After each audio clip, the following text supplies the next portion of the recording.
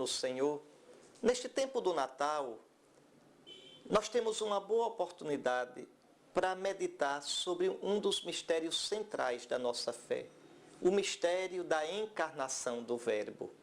O Verbo se fez carne e habitou entre nós, e nós vimos a sua glória. 3 afirmações impressionantes do capítulo 1, versículo 14 do Evangelho de São João. O Verbo se fez carne. O Verbo é a segunda pessoa da Trindade, o Logos, a palavra eterna do Pai. O Pai criou tudo através da sua palavra, do seu Logos, do seu Filho, na força do Espírito Santo. Deus disse e tudo foi feito. Deus falou e tudo foi criado. Este disse, este falou de Deus é o Filho. Vejam? Pois bem, tudo foi criado através do Verbo do Pai, através da palavra do Pai. Tudo foi criado pelo Pai através do Filho, na força daquela energia, daquele Espírito que pairava sobre as águas. Então, o que o Evangelho diz é, este Verbo, este Filho eterno se fez carne. Carne aqui não significa corpo, atenção. Carne aqui significa toda a criação na sua fragilidade. Por exemplo, no capítulo 40, Isaías diz, toda a carne verá a salvação de Deus. Ou seja, toda a criação, toda a humanidade verá a salvação de Deus. Carne por quê? Porque a criação é frágil. Porque a criação deve o seu ser a Deus. Porque a criação por si própria, sozinha, iria para o nada. Porque a criação é limitada. E por isso mesmo pode ser presa pelo mal, porque é limitada. Não é má, é boa, mas pode ser presa pelo mal. Veja, a liberdade humana foi adulterada. Então, veja, o Verbo que é eterno, o Verbo que é Deus com o Pai e o Espírito Santo, se fez carne, se fez frágil. Veja, se fez finito. Que mistério tão grande.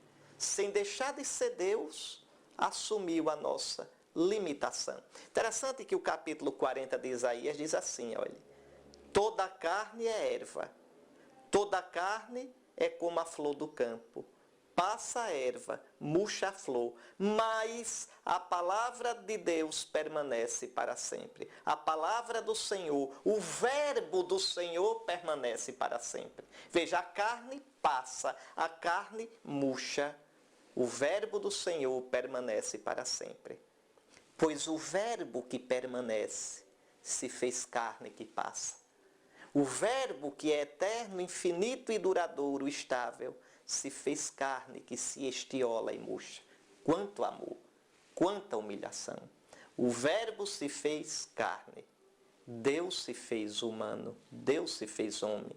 O infinito fez-se finito. O glorioso entrou na história. O eterno entrou no tempo. E habitou entre nós. Habitou, quer dizer, armou sua tenda entre nós. Esse seria o sentido. Como Deus que armou sua tenda e caminhava com o povo no deserto. Como Deus que habitou no templo de Jerusalém. Deus agora habita pessoalmente na humanidade santíssima de Jesus. Por isso Jesus disse, destruí este templo, não precisa mais não. Cheguei. Eu vim, eu sou o Deus verdadeiro. O templo de Deus sou eu agora, é a minha natureza humana. O Verbo se fez carne e habitou entre nós. Então Deus realmente nos visitou. Deus realmente, na segunda pessoa da Trindade, no Filho eterno feito homem, fez-se Emanuel, Deus conosco. Deus conosco. Deus próximo. Deus companheiro, Deus solidário, Deus que realmente experimenta tudo o que é humano. Em Jesus, Deus humanizou-se, Deus se fez humano, Deus mundanizou-se, Deus se fez mundo, se fez criação. Então, o Verbo se fez carne e habitou realmente entre nós. Não passou por aqui dentro de uma redoma, não, dando adeuzinho. Não. Ele de verdade assumiu tudo o que era humano. todas as nossas lutas, todas as nossas tragédias, as nossas angústias e agonias, até o sofrimento, a morte e a sepultura, para nos ressuscitar. Eis aqui. A única diferença é que esse Filho feito homem, esse Verbo feito carne, não tem pecado, nem poderia ter. Mas realmente lutou a nossa luta. Foi tentado como nós. Eis aqui, e venceu para nos dar a vitória. O Verbo se fez carne e habitou entre nós, e nós vimos a sua glória. Veja, a glória, kavod em hebraico, doxa em grego, a glória é a vida mesma de Deus.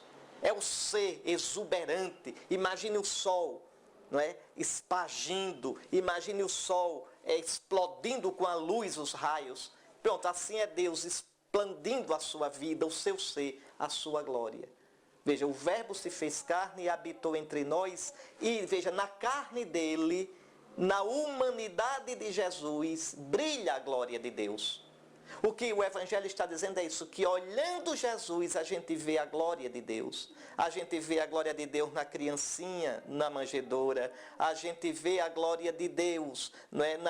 na simplicidade da vida escondida de Nazaré. A gente vê a glória de Deus no menininho fugindo para o Egito. A gente vê a glória de Deus em Jesus cansado, caminhando pelas ruas da Galileia, pelas estradas da Galileia. A gente vê a glória de Deus no Horto das Oliveiras. A gente vê a glória de Deus na morte da cruz. Ou seja, em Jesus, na humanidade de Jesus, a gente vê a glória de Deus. Deus se manifestou. Quem quiser ver o rosto do verdadeiro Deus, deve olhar Jesus. É em Jesus que aparece de verdade o verdadeiro Deus. O verdadeiro Deus não é o Deus da nossa cabeça, não é o Deus das nossas ideias, mas o Deus que se manifesta em Jesus.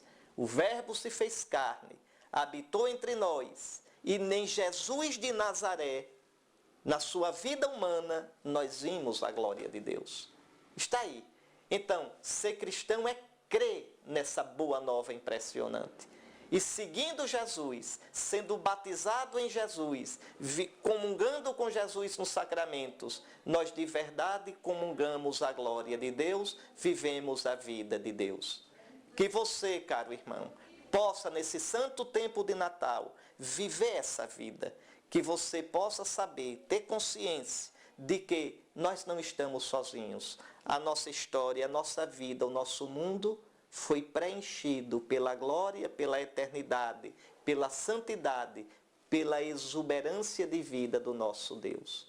Deixe-se tomar por essa glória que você recebe, crendo em Jesus e celebrando os santos sacramentos, para que um dia possa participar dessa glória na plenitude eterna. Amém.